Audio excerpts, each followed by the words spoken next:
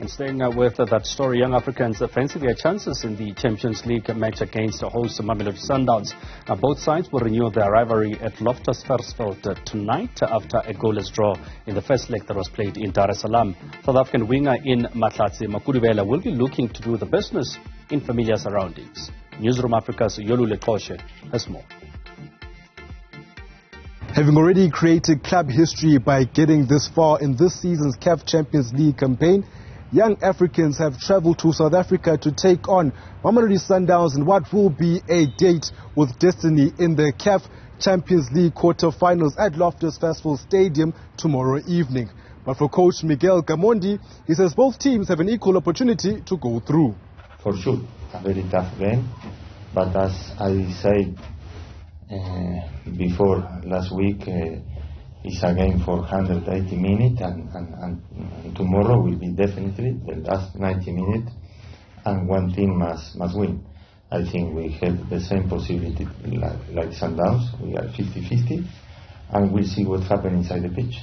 With Sundowns struggling to make it past the quarterfinals and semi-finals of this competition in the recent past, a former Sundowns coach himself, Miguel Gamondi, says he's not looking at the past. Every year is a different game, different players, different team, different circumstances, and honestly, no.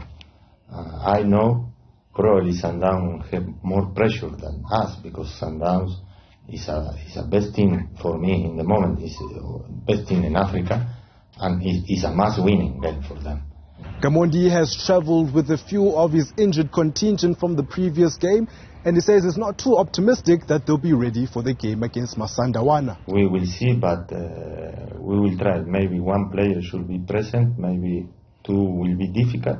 It's too much risk. It's a high-risk game, and for young guys, not all this semi-final. We need to compete in the league as well.